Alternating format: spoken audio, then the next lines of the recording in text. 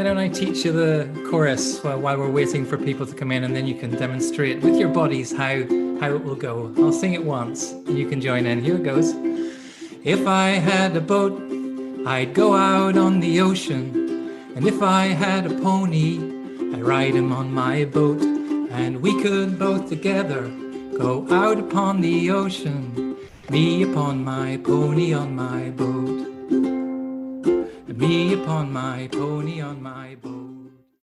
I am Stephen. I'm calling to you from Edinburgh. I'm a white male with silvering hair in my 50s and blue glasses, and I'm sitting in front of my beautiful 110-year-old piano. It's a little Bechstein. It's a great thrill to be here. I'm a great friend of Mahogany Opera, and we've got a really beautiful collection of guest speakers, and none more important than everybody else in the room. So please, as Caroline was saying, please do send your questions in and raise your hands. Lovely to see that Mary had a pony called Trigger. Who knew? In the chat. I wanted to start with that song because it was a reminder to me that 3 years ago I didn't own a ukulele, and I only bought it because of Zoom, and I only bought it because of my Zoom choirs.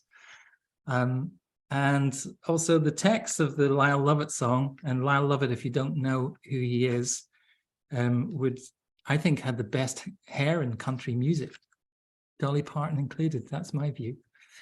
The song really is about knowing who you are and knowing what you need. And it's a little bit about Lyle Lovett not wanting to go down the traditional stereotype cowboy route. And his preferred option would be to get himself a pony and put it on a boat and sail it to the ocean. So I just wanted to break that little space that we've all discovered happens at the start of Zoom with a little singing. Thank you for joining. I'm a composer and a facilitator and a music director, and also one of the artists that led the, with Elspeth Murray, the Great Learning Session in Edinburgh, and we'll learn a little bit about that in just a minute. We're here really to talk about our collective creative responses to COVID, to the pandemic, to that moment in our cultural and social history which transformed the way we think, the way our societies behaved, the way our communities interacted. And this evening is kind of testament to that. The speakers that I've got with me today are Freddie Wake-Walker, who many of you will know from Mahogany Opera, Elspeth Murray, who's a poet and a writer, theatre maker from Edinburgh, Emma McGordon, another writer and thinker, spoken word artist and a facilitator from Cumbria, and Michael Betteridge, composer and conductor from Manchester. And we all of us in our work are responsible for creative engagement with communities in lots of different ways. That's part of our DNA and part of the things we love to do. We're going to start first with a little introduction from each of our guests, and I have asked them to just perhaps tell us one thing, one aspect of their creative practice or their thinking that they would love to just share with us, which is specifically related to living through and coming to terms with the changes in cultural practice as a result of the pandemic. And I would encourage everybody in the room, if you want to share one idea in the chat, and please do that throughout the evening as well. And we'll start with Emma. So I'm going to introduce Emma. Hello, can you hear me? Can you hear me? Yeah, okay.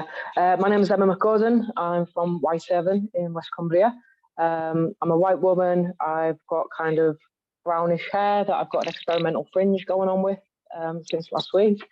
I've got a greenish shirt, a blue sweater. I've got a little scarf thing as well, and dark blue glasses. So yeah, one thing that changed for me, I think, was despite the fact the pandemic was something that made us all slow down, actually it speeded up my own response to things, because I think culturally, the place that I come from, we kind of sit back and don't do very much and then wonder why nothing happens. And my feeling now towards my own practice is, okay, I've just got to do this. I've got to do this. And there's kind of no more excuses, because you never know what's around the corner. So let's have the idea, let's get it down, and let's get it done. That sounded a bit get Brexit done, which I didn't mean it to sound like. It was sort of philosophical, creative urgency, I think, and needs to carry on. Tell us, Emma, a little bit about your work in your day-to-day work. What is your practice? So I'm a spoken word artist, a poet, a writer. I'm currently working on a play that's set in Whitehaven in West Cumbria. I'm very interested in the accents from that area. People, when I'm outside of that area, never place where my accent's from, but will always comment on my accent. So the piece that I'm doing, I'm going up there next week. I'm in London at the moment, but I'm up there next week to record some non-actors with this accent reading parts of the script that I've written, and then we're going to stream that on Rose Hill's site at some point. So yeah, that's what's happening. I remember having a discussion, because I'm a Belfast born and bred, discussion with a typesetter who kept changing my double Irish diphthongs to single syllables when he was typesetting my music. I'm like, no, we say fire in Northern Ireland. It's not one syllable. It's two. I'd love to introduce Freddie Wakewalker. I'm sure many of you know him, but here's Freddie. Hi everybody, good evening. Lovely to see everyone. Yeah, and it's great to be here for such a special evening. For those of you who don't know me, I'm Freddie. I'm a white man with reddish blondish hair and a beard that is also going a little bit the same color as Stephen's silvering hair. I'm in Cologne at the moment, and I'm sitting in front of two rather scary looking paintings, which I don't own and don't have any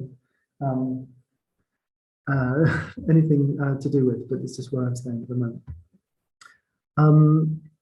In terms of the effect that the pandemic has had, for me, I think it's something about care. I think I take a lot more care now, not just over myself, but of others and of my time, particularly. And I think in some ways it's sort of the opposite of what Emma just said, but it's sort of, I'm sort of feeling like if we're going to do something now, then we really must do it properly, and we must do it with care and with the right conditions for everybody to be able to really do their best and to give their best and to express themselves as they can and feel most comfortable with. And I feel before the pandemic, I was certainly I was rushing around rather. So I think I've found a bit more of a settled place. Thank you, Freddie.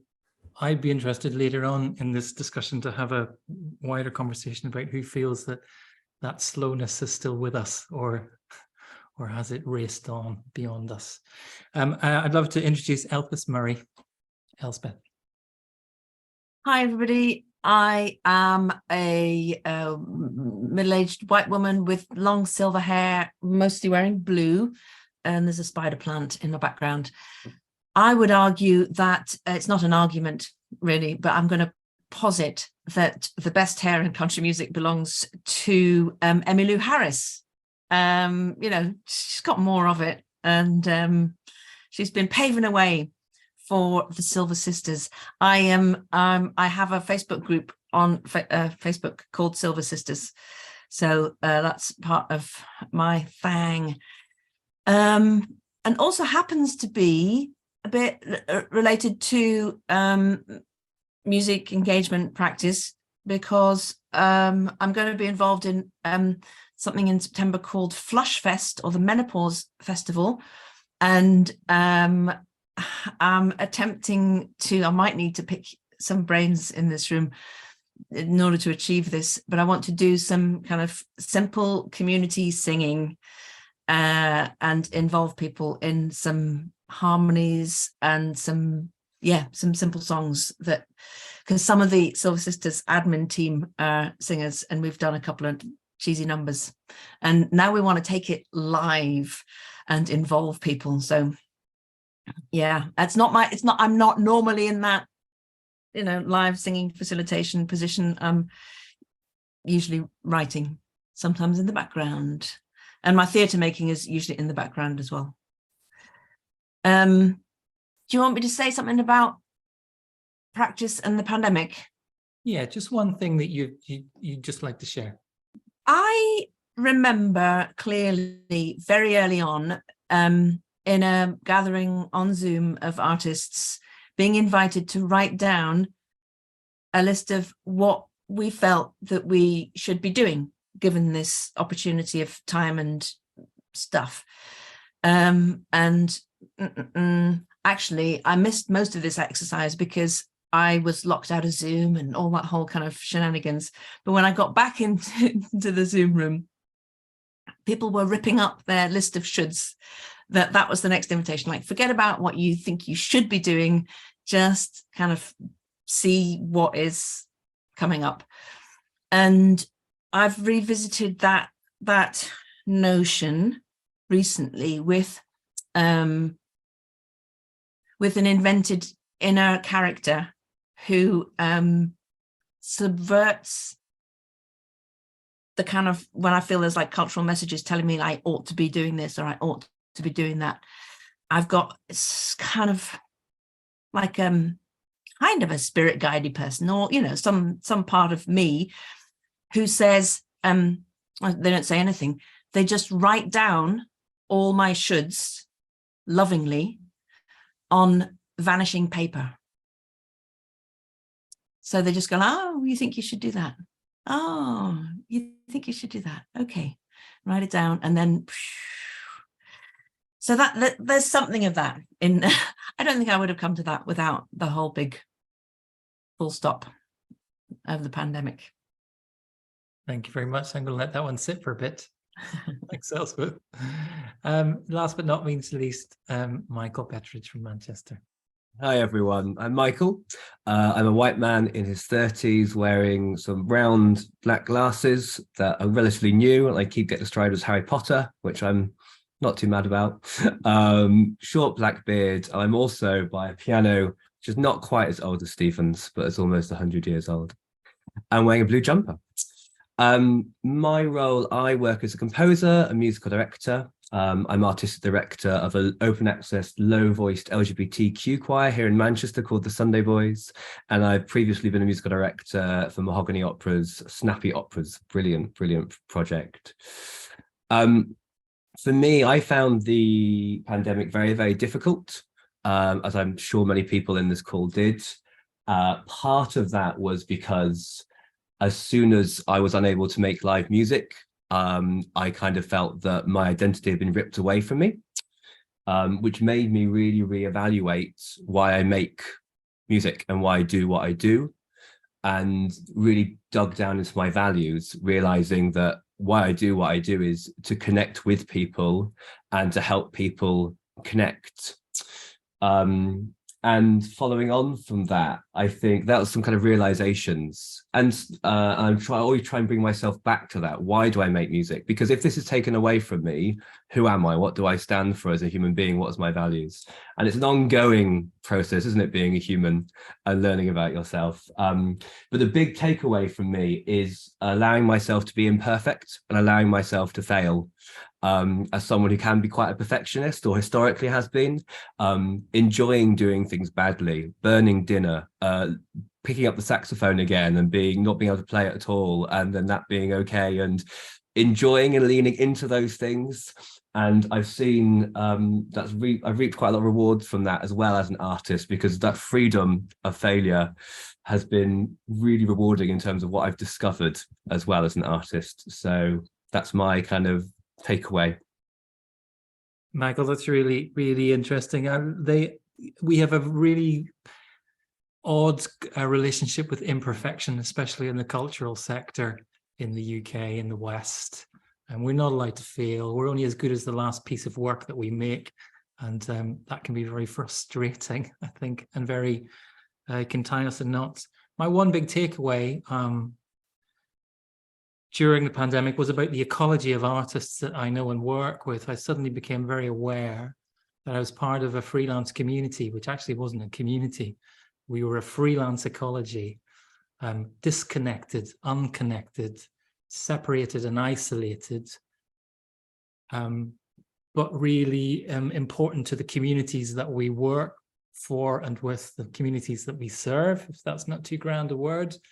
And it became really clear that outside of our communities, we're almost entirely invisible.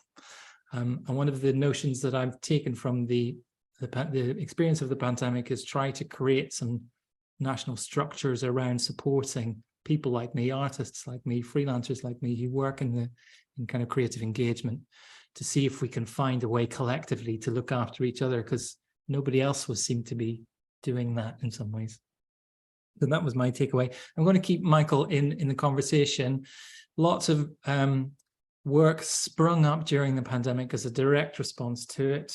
Lots of work became experimental because we were working in new ways, and work was commissioned as a result of trying to work out what it was that happened, because we can be in no doubt that something happened on a global scale, and it was big. And there are those communities, people in our society who would like us to forget that and to move on from it and to ignore it. But something did happen, and it was big, and it's good to acknowledge it. Michael, I'd love you to tell us a little bit about what was formerly known as the Wild Voices Project, which is a commission from Submerge in Manchester. Can you tell us a little bit about what that was? Because it came to fruition quite recently. Yeah, so Wild Voices is a choir project now known as Salt and Honey. They renamed themselves as a group about a month ago, and was part of a wider project which has the working title of COVID Song Cycle. This was a project that was started by myself and producer Holly Hunter, initially conceived during the pandemic. Stephen was talking about kind of support networks he is setting up and support organizations for freelancers. I wanted to do something similar during the pandemic whilst we were all forced on Zoom as choir leaders. That was an activity that builds on the co-creation work that I do regularly with choirs, but being aware that that's perhaps easier to do on Zoom than it is to rehearse a song, because we know of the limitations on Zoom. So COVID Song Cycle was a project involving 4 choirs across the north of England, where we invited 3 choirs to existing choirs, once they were back in person, because it took us a while to get it off the ground, to create a response to what it means to come back in person and sing after the pandemic. So each choir was paired with a writer that was sought from Contact Theatre, and myself as composer. I say 3 choirs because the 4th choir in the project was Wild Voices, well, Salt and Honey, formerly known as Wild Voices, a choir that was made bespoke and made from scratch as part of the project in order to give young queer and trans people an opportunity to come together and sing. Submerge Festival is a fantastic festival here in Manchester run by Mike Pony, and they had been doing a lot of work during the pandemic online with various artists, with queer and trans people from across Greater Manchester, devising online, creating work online with a variety of artists. And we built on that work when we could come back in person. So over 7 sessions, we worked with a fantastic writer, Mandla, and around 9 participants, 9 people, who all had very different experiences of creating work, should we say, because the work we created was very much led by the people in the room. Now, in terms of spaces for queer and trans voices, a lot of choirs and community choirs can be quite gendered, can be quite hierarchical, can make assumptions about voices being relatively fixed. Of course, that's not all choirs, but historically, we've seen that. And this was an opportunity to build what a choir or vocal ensemble or community, artistic community working in sound, we can build that from scratch, and very much responded to the people in the room. So the work we created, Euphoric Embers, and what I'll do is I'm just going to drop into the chat a link to the video if anyone wants to watch it afterwards. Euphoric Embers is the piece that was created, co-created by the group. And there's also the COVID Song Cycle documentary if people want to view the project more broadly. But what was fascinating is it was quite a slow process and a very gentle process, but very democratic in not making any assumptions of where this piece was going to go musically, vocally, sound-wise, and totally co-created from conversations, from text being devised, sounds being made, lots of conversations around what could a vocal piece be with these voices in the room, all have had very different experiences and very different relationships with singing and what singing meant to them and what using their voice meant as well. And we shared it in the video. It's all digital, the whole project, but we did a sharing at Contact Theatre in January. There's a big kind of watch party. And yeah, the group is now looking for future projects. Salt and Honey are looking for future projects in terms of using this new way of working. Can I ask you about verbatim text, Michael? Because I think that came into the writing and the co-creation. That's something you've used before. Was that absolutely paramount to the process and the work that came out? And is that directly related to giving voice to people in this very difficult time of isolation?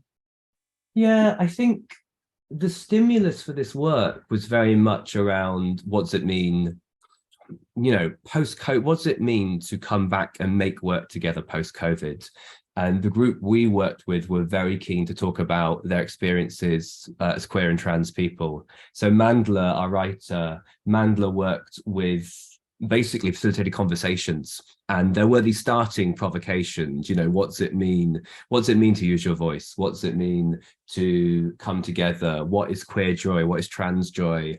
And that kind of formulated the basis of the text, and it was molded over many sessions. I'm sure people in the room you know, experienced the kind of creating texts. Often we have a very short amount of time, sometimes just one session to create that text, but this was something that was really drawn out and very democratically shared. In terms of your verbatim question, Stephen, I think because it was such a small group and we were able to just talk to one another, phrases came out of that process right from the mouths of participants that ended up in that text that was shaped. I'm going to ask you about one piece of text because I watched a little bit of the videos in the documentary today. There's one line that struck me in the shorter promo film, which was, "Where do you find the words you never thought would exist?" ? Which is used as a mantra. And it felt to me that in relation to the great learning in the project that Mahogany is producing, was kind of central to the whole premise of the idea of using kind of cultural practice and cultural engagement to explore the complexities of living with the pandemic. Where did that line come from? Did it come from the group, or was it a provocation for the work? That's a good question. And I think Mandla, the writer, would be able to dip into this more deeply.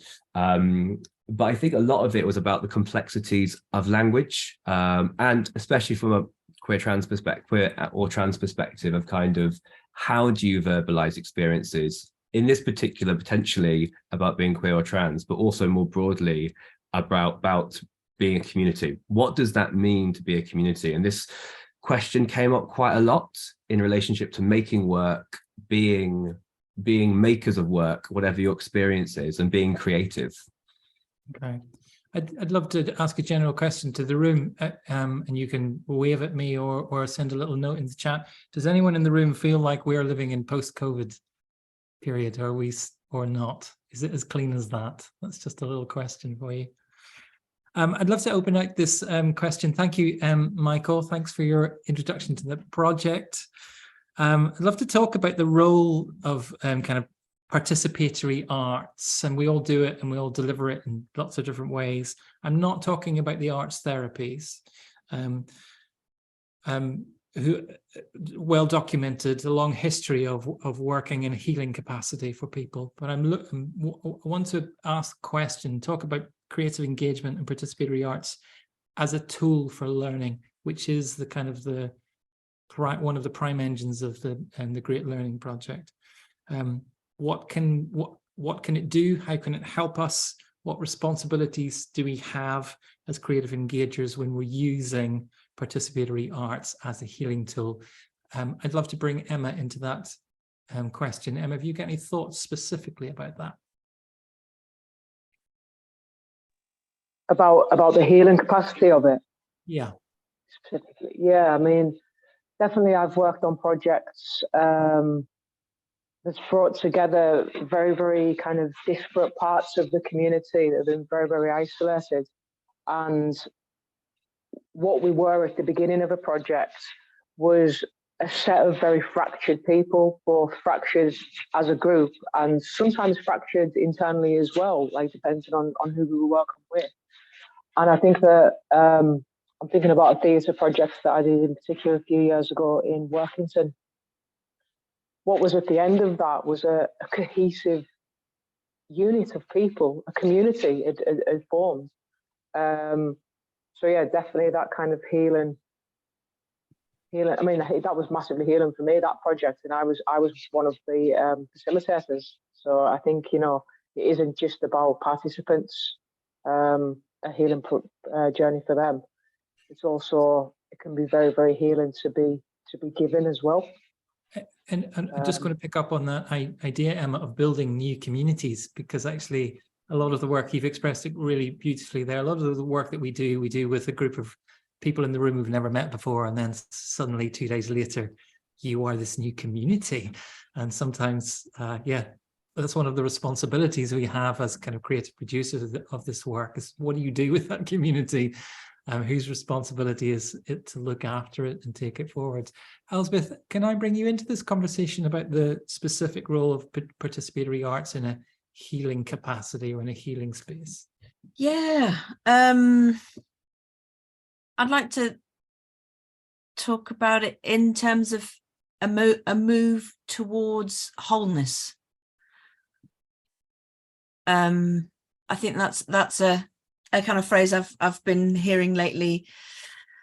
A move towards wholeness, and so the participatory aspect and a practice which uses our bodies and our emotions, and not just like some, you know, words in our heads or whatever. A move towards wholeness, a move towards relationship, which Emma was talking about, but one, and I am kind of nicking something here from my friend M. Strang, who was talking last week at the launch of a book which is called Quinn, which is about a convicted murderer and radical forgiveness. But she talked something in that around and in her experience of writing that book came from embodied practice and movement and painting, and so a move towards wholeness which contains still the brokenness.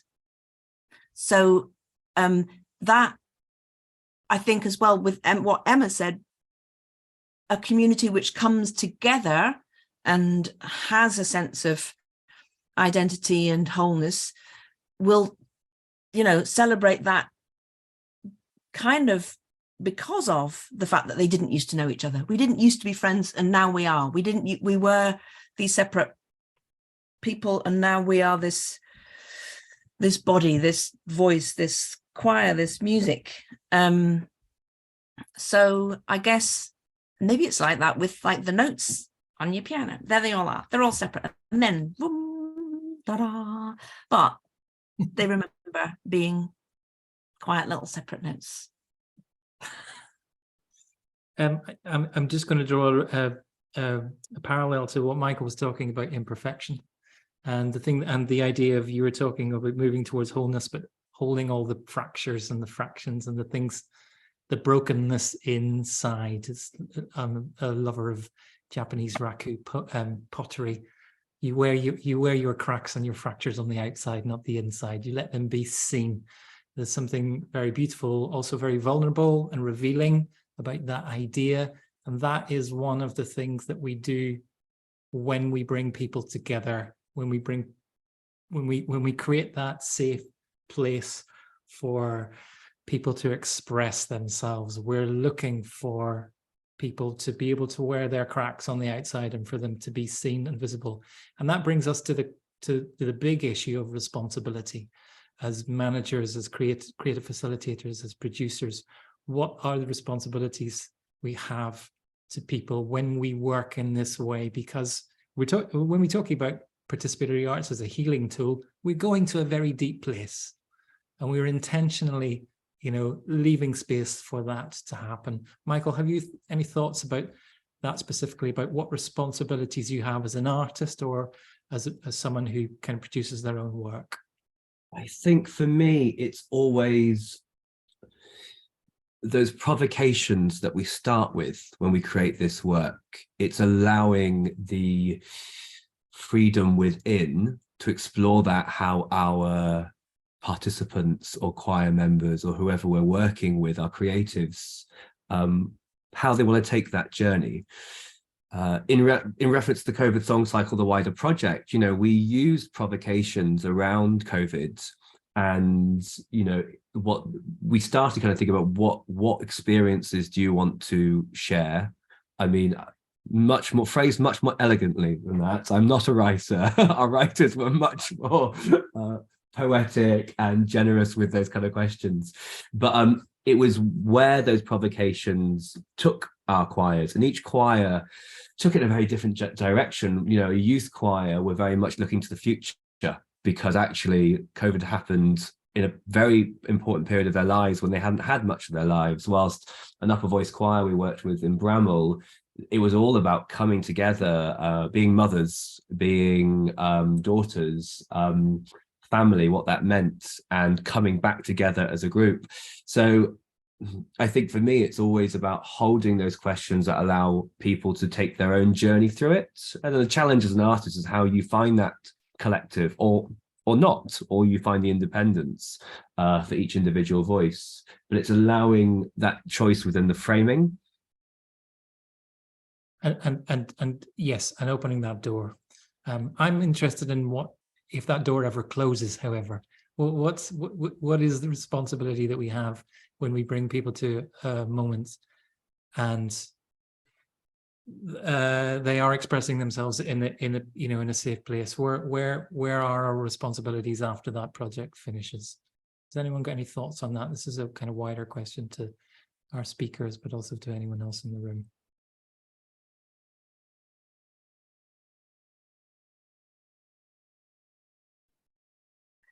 I'm going to ask something. I'm going to bounce it back a little bit to you. Yeah. Like, so, what would you like it to be like? What would you like it to be like? That's a good question. I'll try and get to that in a bit, but I'm going to take you on a slightly bigger journey, which is 20 years ago, and I was still doing the work that I'm doing now in a slightly different way, with less experience and less quality, let's say. I would never, ever, ever have gone to a place that was dealing with the idea of well-being and recovery and that sort of empathetic kind of space in terms of artistic facilitation. However, 20 years later, I know now that that's what was happening, but I never went there intentionally. What I'm asking now is, and this will come up in a couple of questions later, is about the intentionality of the project design. It's like, what are we asking people to sign up for, and what responsibilities of care, as Freddie was talking about earlier on, do we have for those people? How much energy do we need to put into creating that space for them during the project, but also after the project? And the legacy of it is requires as much thought, I think, as the project design. So as much thinking about what happens after as what the provocation should be. It's a kind of open question. I'm going to bring Freddie into the conversation because it is a direct. Emma's got something to. I think it's really, really important what you're saying. Having, both grown up and then worked in those very, very rural areas. This idea that companies, that creatives are parachuted in, do the work, take the money and then leave is really big within those communities. So yeah, that sense of what happens afterwards, call it aftercare, whatever you want to say, like, I think that's something we need to think about in a much bigger way. That, okay, people feel great while this is happening, but then what? If people, have said to me, yeah, they were just kind of left to their own devices. That's a really good point, Emma. The quality of aftercare, I've never heard that talked about in an arts project. And I think that's an interesting idea. The quality of aftercare. What is that? Who thinks about that? I'd love to talk to some of the very large cultural institutions about their thinking around the quality of aftercare of their projects. Freddie. Can I Yes. come in after Freddie? Mary. Come in now, Mary. I'm just wondering if actually part of our process when we're working, I'm very involved in this kind of thing in Edinburgh just at the moment, and maybe some of our, if we're talking about responsibility, some of our responsibility is being able to transfer, our control, if you like, over a project or a responsibility for a project to the people. If we do it really well, we transfer that responsibility to the participants. And I'm not saying that, that's not meant as a cop-out, but I think that, if we do really well, and one's seen it happen, and I've seen it, for goodness sake, happen with projects you've led, Stephen, that as I say, because what we're doing is hopefully, giving people more power and letting them own their voices and things, that in that process, they then are able to take it forward the way they want to do it, not the way that we perhaps assumed that it might go forward. So that goes hand in hand with the idea of agency. When you create agency within communities and allow people to take that, then actually there is a co-responsibility.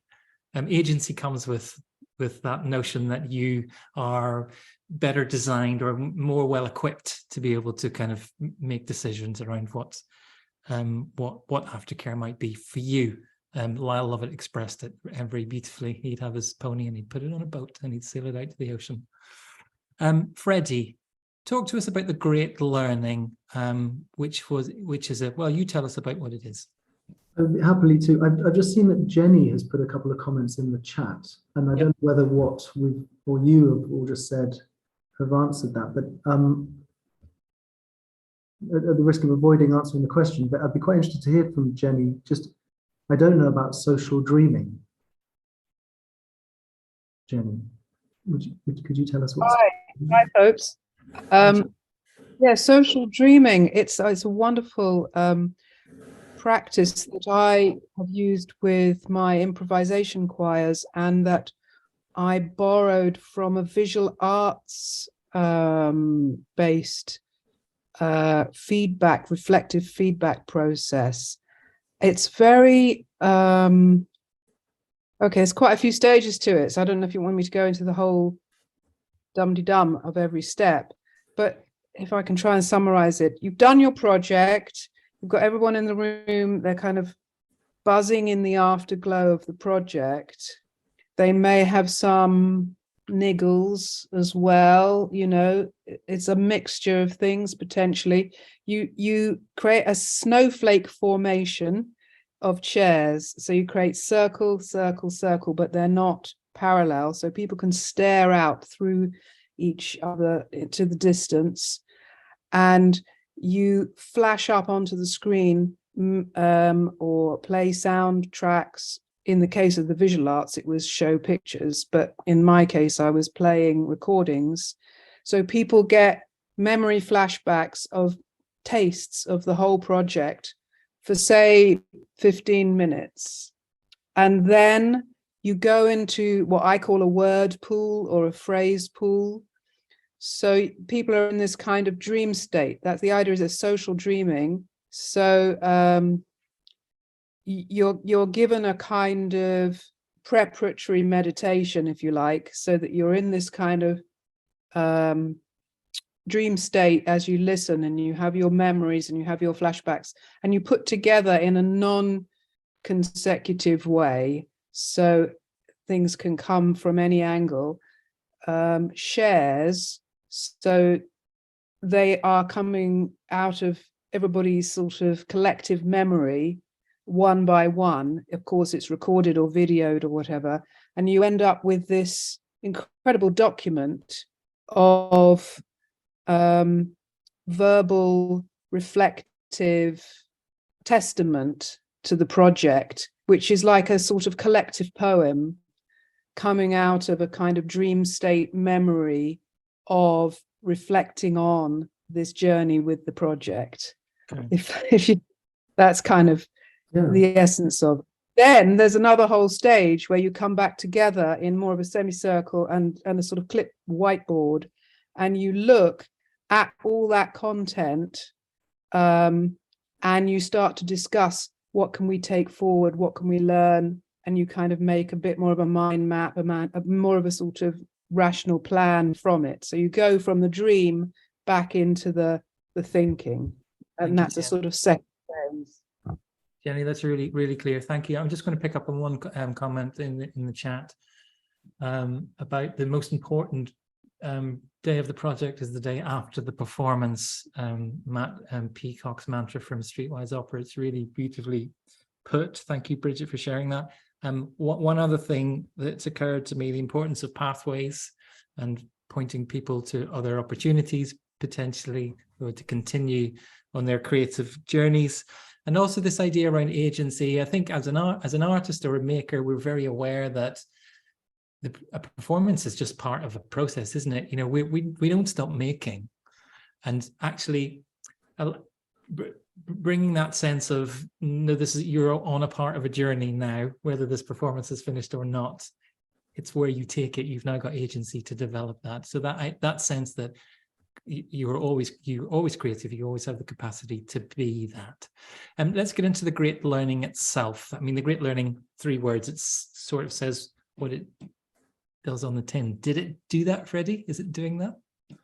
Well, it hasn't really started properly yet. We've done these 2 preliminary workshops, but I don't feel like we've properly started yet. And I think that for me, the word learning really, for me, means reflecting, actually. I think for me, it's about a great reflection on the last couple of years.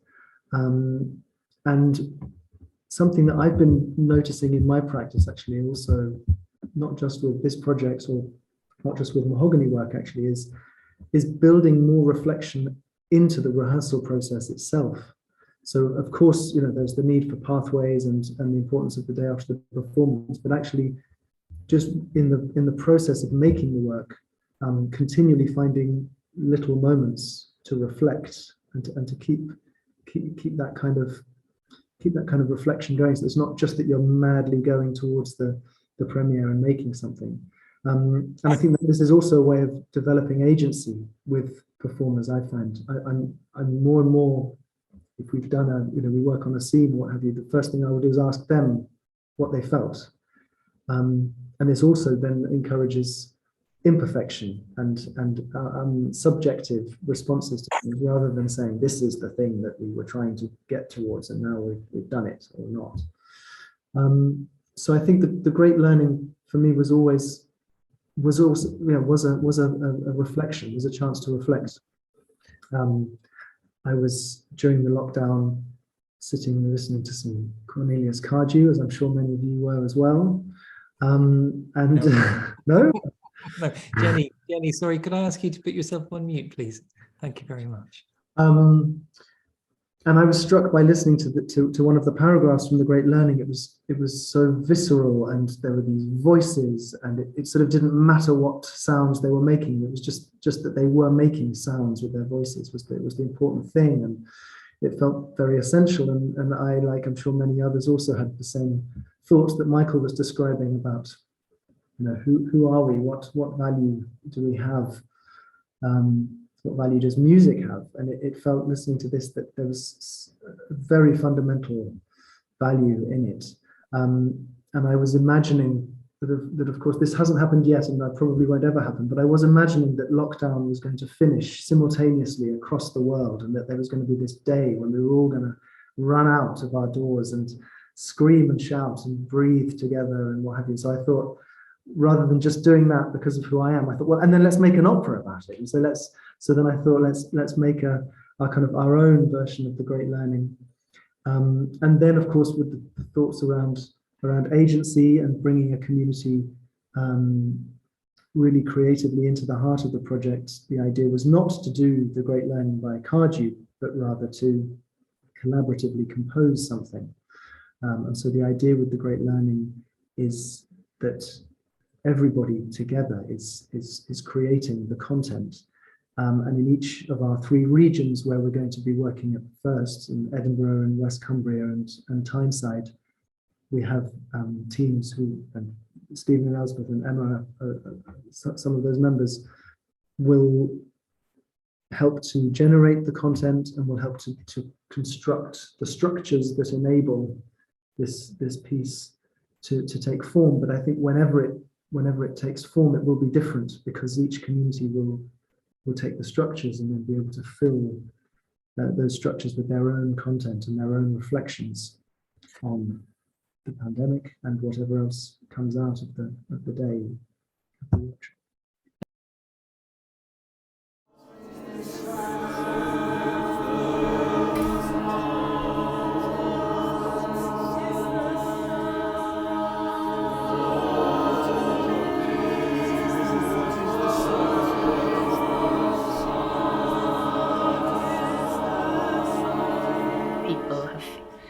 Been very open. It feels like there's lots of ideas sparking off of each other, you know, different walks of life, different generations, everything.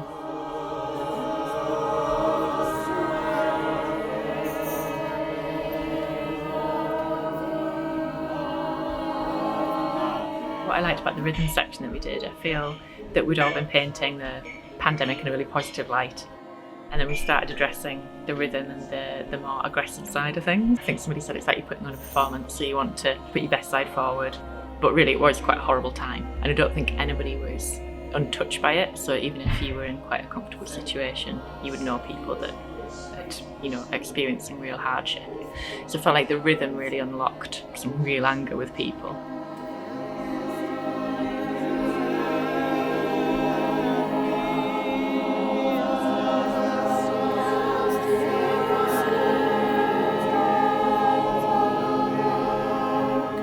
I quite like being taken out of my comfort zone this way and improvising things, and some people came up with absolutely amazing things that they never thought they'd be able to do at the start of the exercise.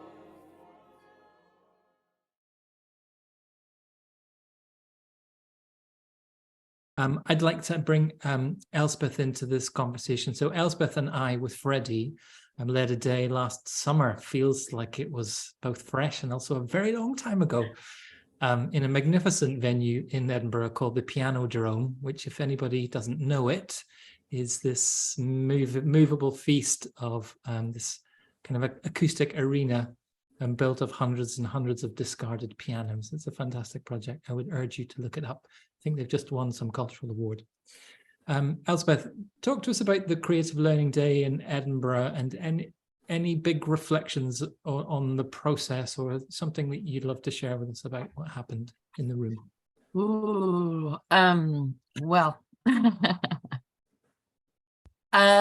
well, just to connect a couple of things from what we were talking about earlier, the responsibility of care in the room, I felt was very nicely handled, and there was an explicit acknowledgement that in our reflections on what our different experiences were of COVID, that things might come up, and we had somebody who's, I can't remember what her role was called, but who was a supportive presence who people could turn to for to talk with, to be with if things came up that wanted to be addressed in the moment.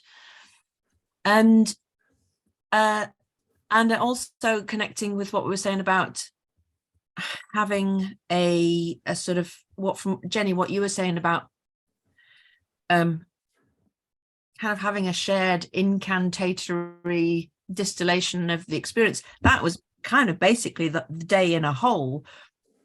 because what was collectively sung in that, and the video from Cumbria showed people moving around the room and singing at different paces, but singing the same text. And the text that we were using was generated during the day in a number of different writing exercises. I had written some sort of primer bits of text to get the process going, and Stephen, you had set some of that to music, and we had some really nice kind of pacey rhythmic pieces about the way that our busyness was stopped, and then we noticed various things, and there was a lovely, that became a piece where there would be an invitation for whoever wanted to punctuate the silence, punctuate the busyness of this music, and just shout out stop, and then in the silence speak the thing that they had noticed.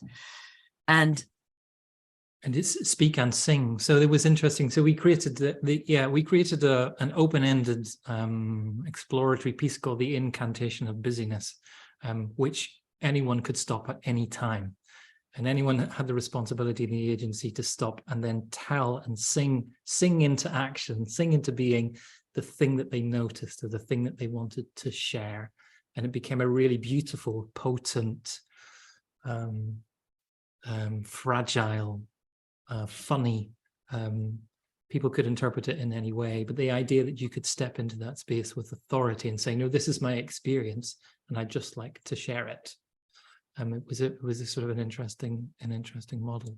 Freddie, could you talk to us a little bit about the Cumbrian experience, because you were in the room? What would you take away from the process of that? I think in Cumbria we spent more time. Well, not that it was more time, but we generated a lot of material, not just words, but also music. Dave came up with a rather beautiful way of being able to compose music very quickly by finding numbers. So numbers that, an ordnance survey number, or the number on your door, or any number that was connected to a particular place, and then turning those numbers into notes.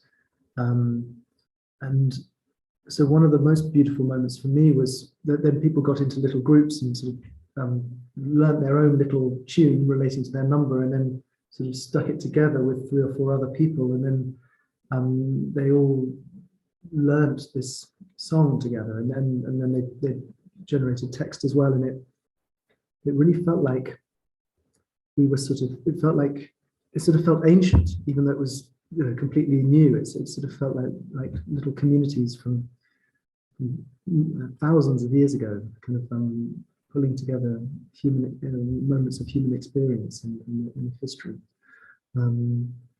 So that was beautiful. Can I tease that out a little bit, Freddie? You're talking about something which feels ritualistic and primal and ancient, and actually anyone who knows the Cornelius Carr to the original paragraphs and the way they become manifest in performance, they all feel like they're ancient. They feel like they've existed before language, before music, and they feel like they're part of an ancient ritual. Would you agree with that or disagree, or was that the feeling that was left in the room? Oh, totally. Yeah, I would totally agree. I'm not sure if I'd be able to explain why or how, but it must be something to do with just the nature of singing and rhythm when it comes so openly and directly from people.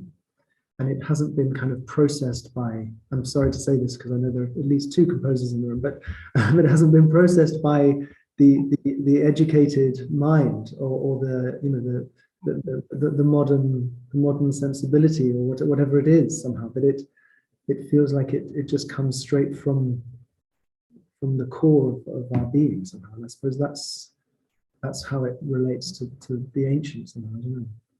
That's really interesting. I'm trying to work that out as a composer in my head. I'm going to go straight to a different question that just feeds directly from what you spoke about, and this is with reference to the Cornelius Cardew scores or written scores. They're not scores; they're instructions, and they come out of a period of extreme experimentation, and they are radical.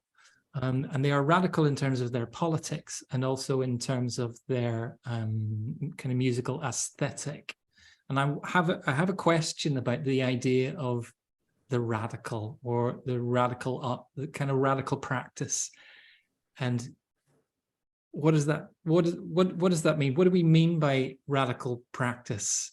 And more importantly, when you bring the idea of radical practice into situations where access and inclusion and well-being and care are important kind of pillars, can they intersect? Like, how can radical practice and inclusive, creative engagement come together? Has anyone got anything to chat about that? Michael, can I bring you into that idea? Yeah, I think this is something that is a constant.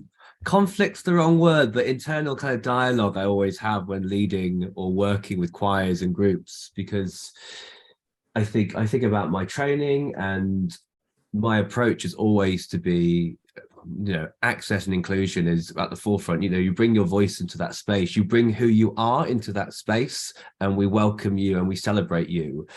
But as a practitioner, especially if I'm working with if I'm not working in a composed environment, or we're not creating work or composing work together or writing work together, you're working with repertoires. It's kind of trying to fit a person and an experience often into something that's not necessarily, it may speak to them, but it's that kind of, a rubbish analogy is kind of square peg round hole sometimes. And there can be this really hierarchical thing about working as a choir, right? Which there kind of sometimes has to be when you've got a large group of people. So I'm always trying to find ways, even when, I'm working with perhaps a more traditional community choir, we're working towards performance. How can we disrupt scores, disrupt the status quo, comment on that music making process as well that is so dear to so many people, but do it in a way that asks those questions, is radical. Again, I'm answering your question with more questions and provocation, Stephen, but it's a challenge. And I think what I try and do and model as much as I can is allowing for that radical thoughts just to sit there as part of the process. And again, it leads into what I was saying earlier about being imperfect or not having answers. Often these things just feel so finite. A piece of music is X, the composer intends it to be performed Y, and we're going to do Z. And it's thinking of, rather than that hierarchy, it's thinking about disrupting that and where we sit on those scales. That's my kind of potted reflection. So, and my posit back would be: does radical thinking naturally lead to experimental musical aesthetic or experimental theatre? Does it have to do that? I wonder. Freddie, in opera houses around the world, where does radical thinking get itself? Can it ever achieve its aims? I agree with what Jenny's just said in the chat, that for me, care and well-being is radical, because the institutions that I work with, I'm very respectful of them. They pay me sometimes. And, care and well-being is not at the center of what they're doing. So if radical is about doing something that's on the edge or at the margins, or that's opposite to what is at the center, then it feels like care and well-being is very radical. And I feel when I am working in a big old opera house, I do feel a little bit of a radical when I ask people, when would they like to rehearse, or what do they need? This feels radical. Okay. Mary, yes. You're on mute, Mary. Thank you. No, it's interesting.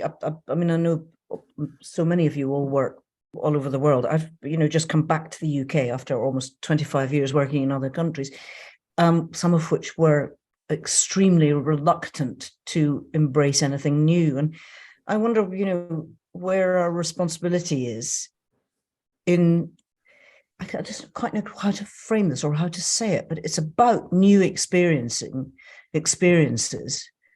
and people finding ways to help people to open themselves to new experiences, which for them are radical. And how do we care for people while doing that? And how do we encourage that kind of openness, which I must say, working in Norway for the last, certainly not in my first job in Norway, but my second job was in a very, very conventional city, which a very high opinion of itself, actually persuading people to feel safe enough to step beyond La Bohème and Traviata and dare to think about Janacek, which in terms of the way Norway is and all to do with nature. And I mean, it's in the Norwegian constitution that citizens must take care of the environment and all living things. But, you do the cunning little vixen and are met with this. So where is this new experience and what's our responsibility for that while we take care of people? How do we make people feel safe while having and wanting to take part in a new experience? Are you speaking about that from an institutional perspective or a personal perspective? I think in every way, actually. I think every project I've ever worked on in all my life since I stopped playing, well, not even probably when I was still playing the violin was, I was a Boulez babe, so I was, very much part of that. But it's, I think I'm talking about it in terms of any experiences I've shared on whatever level as a, as a professional, as a leader or even working in a very small group, a very, non-hierarchical small group. I'd like to ask a provocative question, which is, whose responsibility is it? Or should we demand of our cultural institutions, all of them who are core-funded by our arts councils, our respective arts councils, is it their responsibility to step into the world that we're talking about? Should the Royal Opera Houses and the symphony orchestras and the theatre makers have the responsibility to step into communities and nurture them and care for them and lead them through? Should we expect that of all our institutions or not? Michael? Well, my experience is they won't give you any money unless you say very clearly that that's exactly what you want to do. Yeah, my experience of that is too, and I would bat that back and look at the quality of the engagement in terms of what they actually make. Michael, can I bring you into this conversation too? Yeah, I was just going to say something around the thought was formed, it's disappeared slightly, but so the choir on the Sunday Boys, low-voiced, open access LGBTQ choir, we commission a lot of work. And a lot of that work has a very light co-created element to it, as in we're very much about bringing artists in to meet the choir, have conversations with the choir, and then go away and create work. And what we find is the strongest projects and the projects where our members grow, if I can use that word, the most. And that's not just get better at singing or performing, actually grow as a community, is when those artists and those individuals feel closest to that community.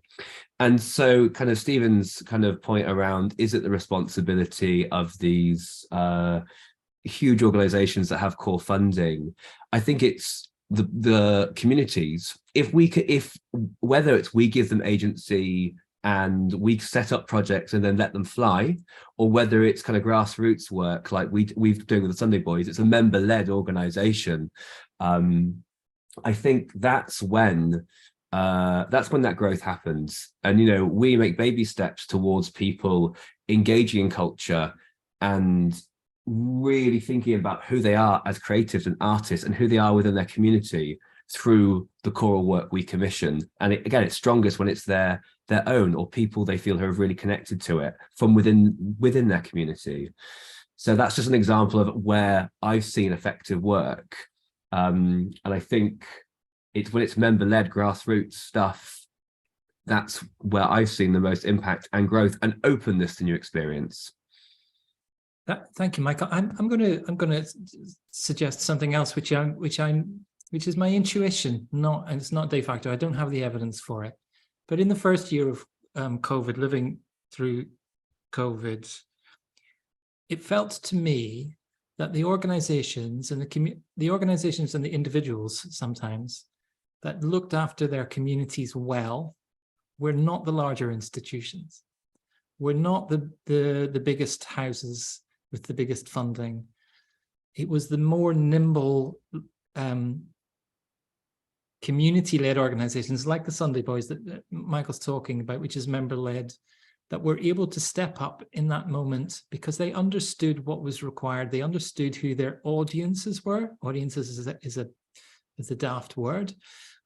They understood their communities well, and they understood their needs well. And that being the case, were then able to offer solutions to, you know, social isolation, creative practice, because they knew what their job was, and they knew those communities well. It felt to me that the larger institutions, and there was some brilliant work done and some very beautifully produced digital work by some of the larger companies.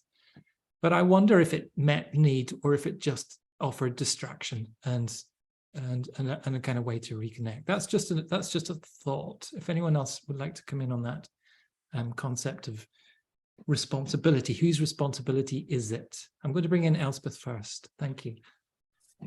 I've again kind of melding what I've heard and seen in the chat with I've got a sort of sense of this. Bridget, you were saying that only when people feel safe can they share their radical selves, and there's that sort of dynamic. To me, feels like there's not a circular but a spiral kind of thing where small acts of vulnerability encourage trust, and in the space of trust people feel safe and can take risks, and the risk is that we discover some truth, and as it has been said, you know, the truth will set you free, but first it will piss you off. So there isn't necessarily a guarantee that taking radical steps is going to feel great, even if there's somebody to, you know, support it in the room on the day or in follow-up to give some kind of care. So it's a risky business to peel back layers and sing, say, dance, paint what is true, because the truth isn't always, you know, it's not always pretty. But I have a sense that it's a kind of small steps, and there's something as well about the image of the hermit crab. And when hermit crabs they're stuck in their shell, they're too tight. They can come out and find a bigger shell, but in order to do that, they need someone else to come out of their shell, and there's a big kind of shell swapping thing. And what it needs is for the first crab to take the first vulnerable step and just come out of their shell and be naked for a bit and risk being snapped up by something. So you've talked about risk, which I think is essential to kind of any kind of creative engagement, isn't it? What we're asking of our communities and of ourselves is to give themselves permission to take risk and to share. And that is in a humane level, at a humane level, that's a really tricky thing to do. I'll bring Mary into this conversation in just a minute. I would like to ask the question back again. Is it the job of the cultural sector to take this on? And do we have the resources to do it? Do we have the knowledge and the resources and the energy and the desire to take it on, this complex, difficult, risky, piss off business that we're talking about? It's an open question.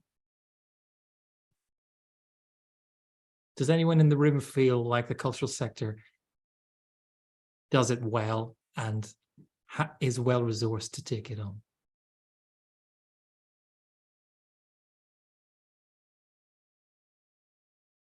It's a really good point from Jenny. I don't think there's any choice. Maybe that's true. Freddie. Well, I completely agree with Jenny. I think, you know, if there's less and less money, the big organizations aren't going to be able to make their big old stuff anyway. And so we're going to have to go grassroots. This is where the future is, I think. And it needs to be political, it needs to be radical, it needs to be asking questions. It's not about entertainment. We go back to the thing that Michael talked about really early on in terms of his experience, and apologies if I'm paraphrasing Michael, but you said it was really difficult for you because suddenly you didn't know what your role was, what your function was. What were you for? My daughter has said to me before, what are you for, Daddy? I'm like, I'm not sure. But we were all asking those questions in that moment. What are we for? What's our purpose? Will the institutions take that question and deal with it well enough?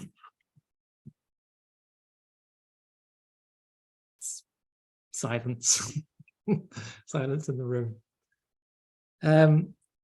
I'm aware we're getting quite close to 7:30. I'm not intending to shut this conversation down because I think it's really interesting. I would like to talk a little bit more about the Great Learning Project itself and what the next steps are. Freddie, maybe you can talk to us about where we're going with the Great Learning and what you hope might come out of it. Yeah, so just from a practical point of view, we've got 3 workshops in May, and on the 7th of May is a workshop in West Cumbria. I'm just looking at my phone to make sure I get this right. On the 13th of May, we have a workshop in Tyneside, and on the 14th of May, we have a workshop in Edinburgh. And in these days, we will do the main creating of the structure of the piece. And then after that, we will put those 3, all the material that we've created, we'll put it all together. So we've got a piece. And then on the 1st of July, there will be the first performance in West Cumbria, in Whitehaven. And then other performances will happen in Edinburgh and Tyneside after that, also in July. I think the dates are still TBC. But then other community groups can also take up the piece, the project, and do it as well. So if you are in Cumbria, Edinburgh, or Tyneside and you'd like to be involved, then come along in May. If you run a choir, or you are in a choir or a community group or something, and you would like to do the Great Learning, which even doing it is still a creative act, by the way. It's not just that you'll be handed the piece and you'll just do it. It's still creative. Then get in touch, because from the 1st of July, it can happen anywhere. And let me ask that tricky question about legacy that's come up and the quality of aftercare. What happens after those performances? What happens to those communities? Yeah, well, we've talked about this, and I mean, Mahogany, especially since Bridget arrived, it doesn't feel like that long, but it's over a year ago. But when Bridget arrived, she was very keen that we focused our work a bit more geographically. And so Edinburgh, West Cumbria and Tyneside are our 3 kind of main hubs that we're thinking of. It's where we've also done a lot of our snappy opera work as well. So we're very much seeing this project as the beginning of more community projects, and that the groups that we form through the Great Learning, we would like to continue. But I think, given the size of us as an organization and where we are geographically, I don't think it's going to be anything so regular, but there will be future projects, but it will still remain as a sort of project-based exercise rather than anything more kind of regular or ongoing. Thanks, Freddie.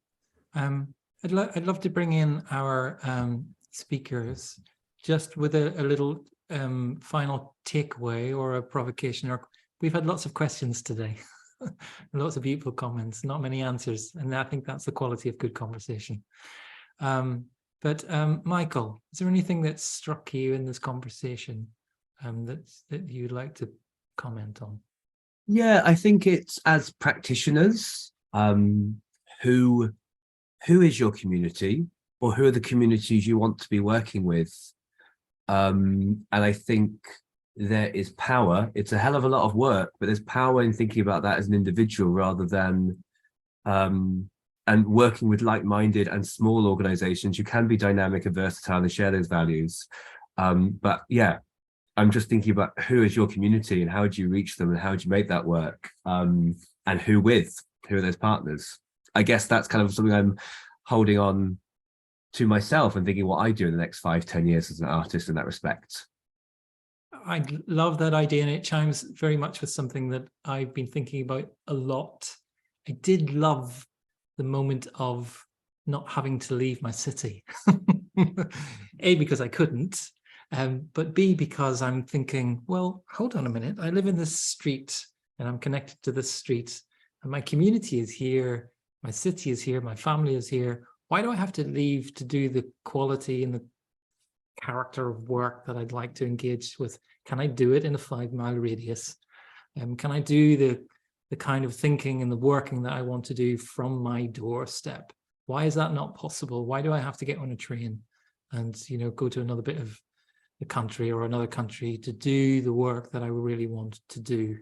How can I do that? I haven't solved that. Clearly, he said, as he's getting on a train in the morning to go somewhere else.